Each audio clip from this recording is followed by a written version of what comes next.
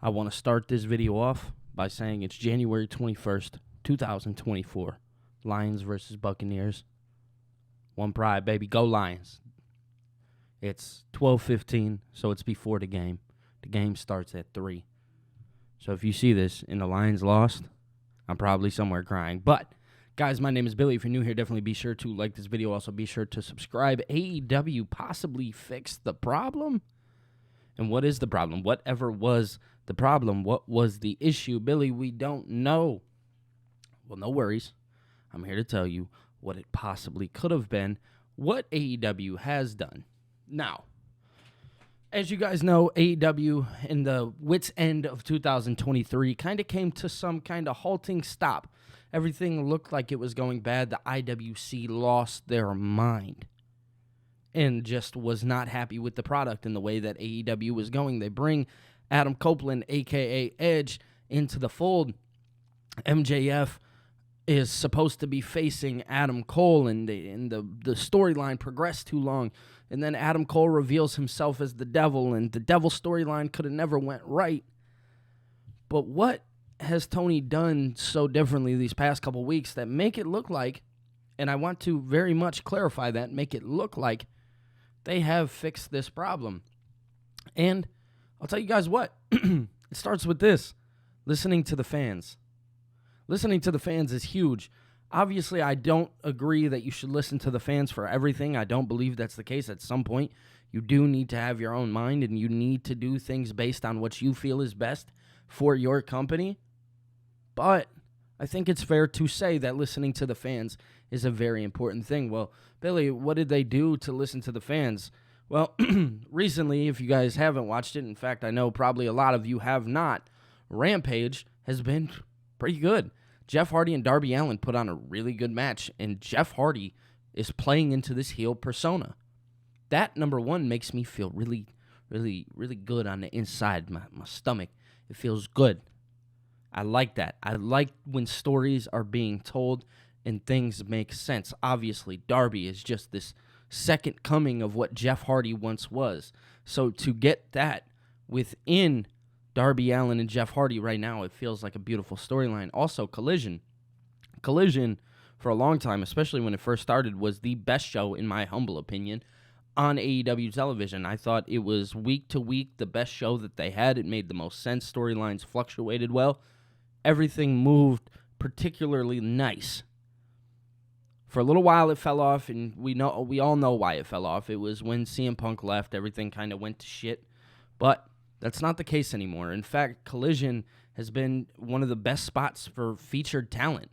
I seen Griff Garrison versus Adam Copeland, and whether you like to believe it or not, that's a match that I want to see on AEW television. It is. I like that. I like when these young stars are getting the shine that they deserve. The Ricky Starks of the world. I'm starting to see a little bit of light shined on the tag team division, which is good. I need that. Now, am I saying that every single problem is fixed? No. Am I saying that these three big companies within AEW, TNA, and WWE can all exist in North America? Absolutely. You're giving more people opportunities. You're giving more people jobs. And if you don't want that for the next person, you're a weirdo. I'm here to tell you, you are. If you do not want to see these people succeed, especially these guys who bust their ass, they go out there week in, week out. They don't get time off. You know, they're working, we'll say, 47 weeks out of the year.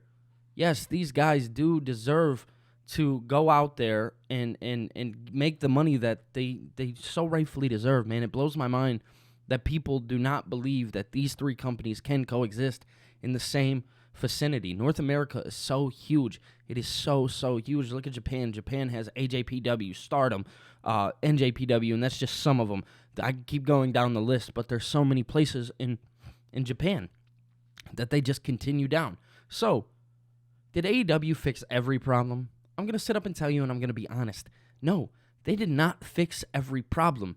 But guess what? You put on 52 weeks of television. Excuse me. You put on 52 weeks of television, and you tell me if you get it right every time. In fact, I'm going to tell you you're not going to, because not everything can be cohesive all the time. Do I want it to be cohesive? Yes. And when it's not cohesive, am I going to judge it? Yes, because I'm human. I critique things. And I just want to see you do better all the time. Not just sometimes, all the time. But do I understand that sometimes you cannot live in a perfect world? Absolutely. Absolutely. Now, this upcoming week on Dynamite, we have Minoru Suzuki taking on Adam Copeland. Tell me that's not a match you haven't want to see. No. It's definitely a match that you didn't really know you wanted, but you see it and you're like, oh, I want this. Right? That's the things that happen, and I can imagine they're going to go back and play into the Matthew and Nicholas Jackson stuff, Darby and Sting. They're going to do all of that. And on Rampage, they're going to continue with Jeff Hardy being booked in the Rampage verse, right? He can't get on Dynamite. There's storylines that are being told. The women's division is starting to look really good. Again, is it perfect? No. But this is a topic, right? We can discuss this down in the comment section below. We could deadass have a conversation about everything that's going on right now. And I really want to know where you guys stand with your thought process, on this. Has AEW fixed the problem? Again, I'm not saying that they have fixed every single problem, and there's still a lot of things that need to be done. Absolutely. But am I saying that there's room for growth? Absolutely. Absolutely, there is 100% room for growth, but not everything's gone wrong. It was just yesterday, so January 20th, 2024, Tony Khan came out and announced that he was bringing the ranking system back. Now, if you guys don't know what the ranking system was, it was where the top-ranked superstar would go on to have a title match with the champion, right?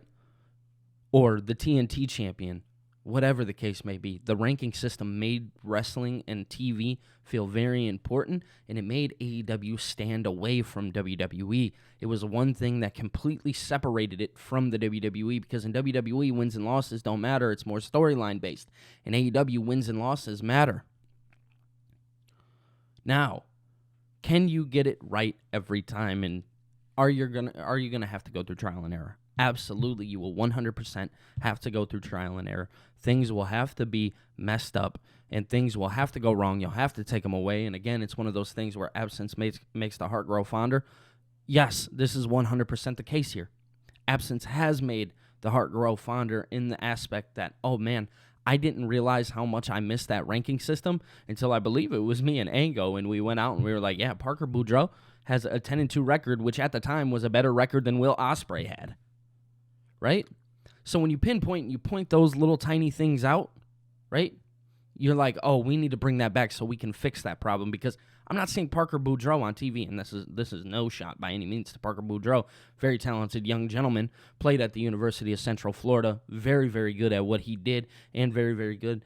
I'm not going to say he was the greatest at pro wrestling, but I will say that dude worked his tail off and deserves to be shined for that. But nonetheless, he had a better record than Will Ospreay. And Will Ospreay was the one being featured. But if AEW is telling me that these records matter, I need the records to matter all around the board, and I need to know who these top guys are, and I need to see them all the time. So, AEW, congrats. You're fixing it. Am I going to say you're 100% right and you've got it down packed? No, I'm not going to say that. But I will say that things are starting to go your way just a tad bit. I'm starting to see the shift again. That's important. We want to see that shift on AEW television. It's very, very important. But without all of that, I'm very excited. I want to discuss down below what you guys think about this situation. Did AEW fix the problem? Did they not? You guys can let me know. We can argue about it. We can have a discussion down below in the comment section below. If you guys would like, we can take it over to Discord. And in Discord, we can definitely have a full-blown conversation about it. And again, we're not going to do the whole arguing, bickering, da-da-da. We're not going to do all that. No, but we are going to have a discussion. I think discussion is fair. We're all adults here. We can discuss as adults. Not all of us are adults. Let me make this very clear. Wrestling is very, very, very, very much a family-attributed place.